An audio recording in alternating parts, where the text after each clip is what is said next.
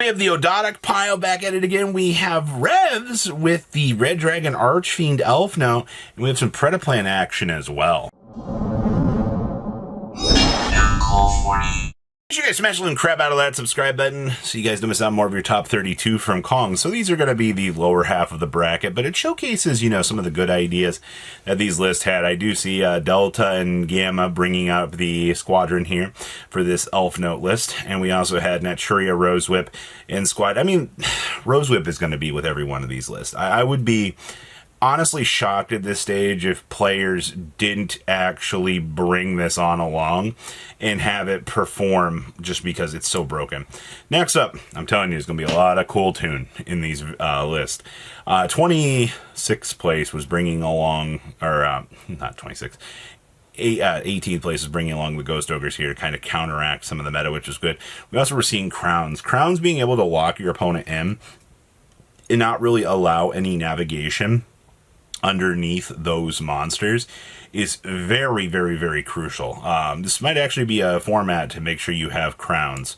Next up was the Ogdoadic pile, and you guys might remember the Challenger playing this last time. They ended up smashing through the Kong's tournament and really showcasing the absurd level of knowledge that they had with this deck, which is so good. Snake's Rain resolving is just absolutely crazy right now because your deck still does the same thing. You're still going to go through the alien combo line, you're still going to assemble a roll, you're still going to roll the virus, and then your opponent's just going to stare at you and go, oh, yeah, I lose the game. Next up is more cool tune. I'm telling you guys, these lists are going to get very streamlined very quickly, and you're going to be very bored of them. We do have the triple super poly munching through all of your big targets here, which are good.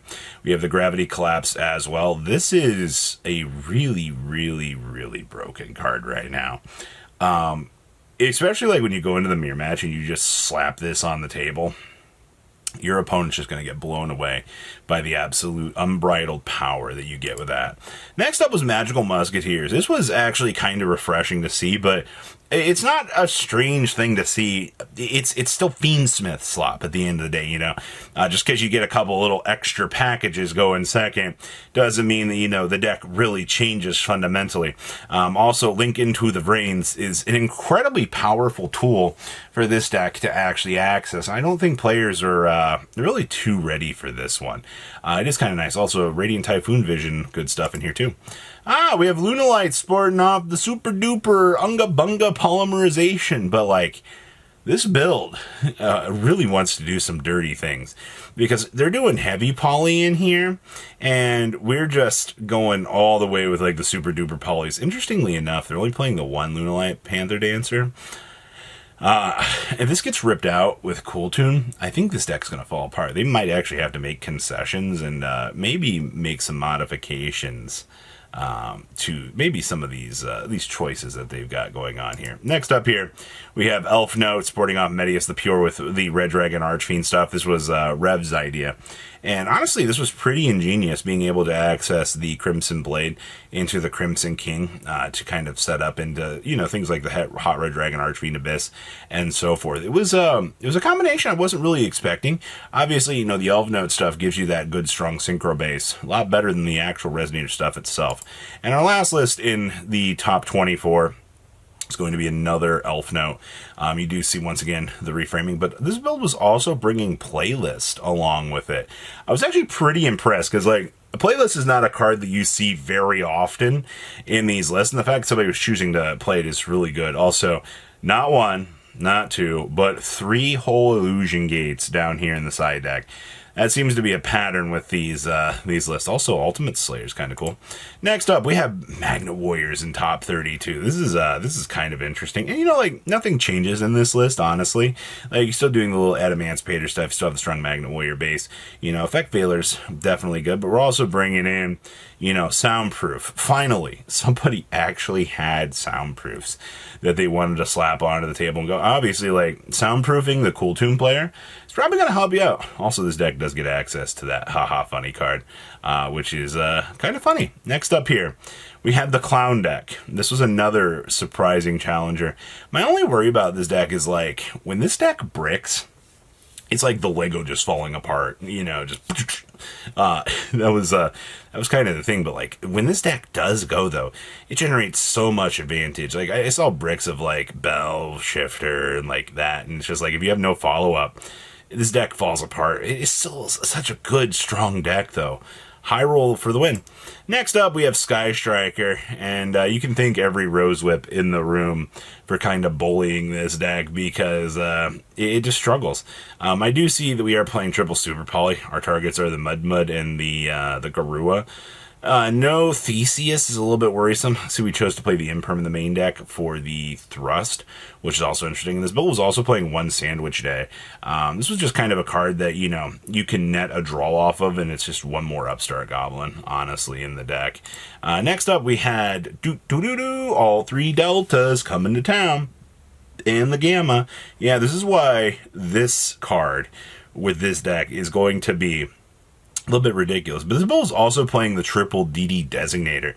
Tell me the last time you saw DD Designator was. Oh wait, it's been a hot second. Yeah, this is a very strong inclusion for you to be able to use to kind of wipe out certain problems. And then we also have more Cool Tune. I'm telling you, so much Cool Tune. This build actually chose to main deck the Rose Whip, which is not bad, honestly. Using Rose Whip as a natural in-house floodgate to be able to control the opponent, I do not think is a bad idea.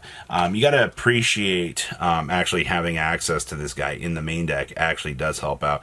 And it's crazy that we didn't see more of this. A lot of players just didn't believe in Rose Whip at this point, and that's kind of an interesting little thing. Just side deck it, I guess.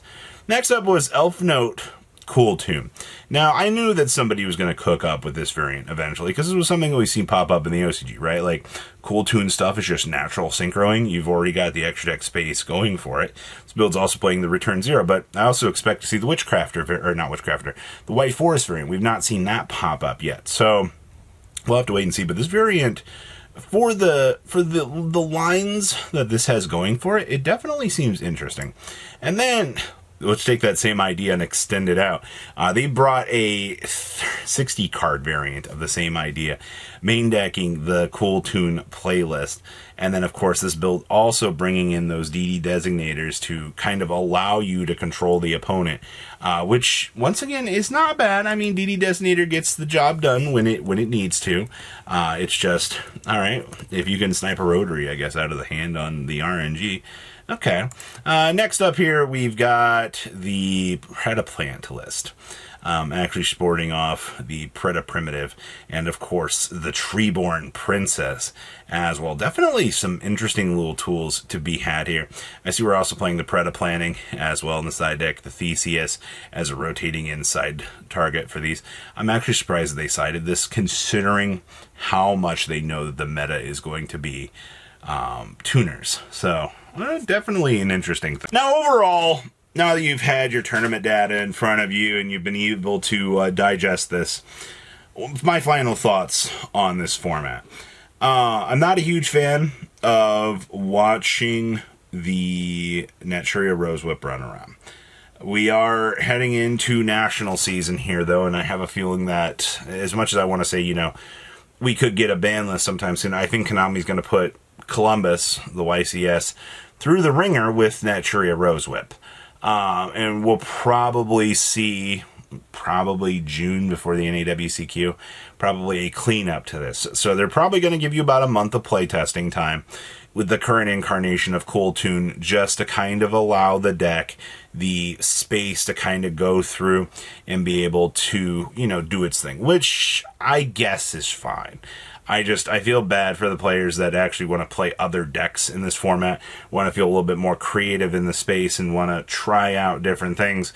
And, you know, boom, Naturia Rose Whip is just going to, you know, pop up. We do have battles that'll change things up after this set, which I think is fine. I don't know how much Shadal is going to change things or some of the other things that are going to come in that set, but it'll make Hero a little bit more viable. But they should give you an idea of how things are going to slant in this format and how, you know, the old big challengers in the room are no longer the big bad challengers in the room. You know, things are shifting now. So Cool Tune is 100% the deck to beat. But also do not underestimate Brandon, because god damn, that deck just spawns advantage like crazy. You know, one end phase is like 4 dudes back in your hand. 4! Alright? That's nuts. So guys, I hope you enjoyed this. Discount code MCO40 over on Kong. Save you on the purchase, guys. Have a good rest of your day. Patrons!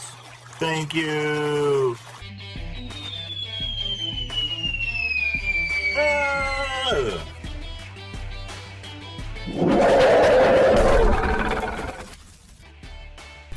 Thank you so much for watching. Check out these other videos.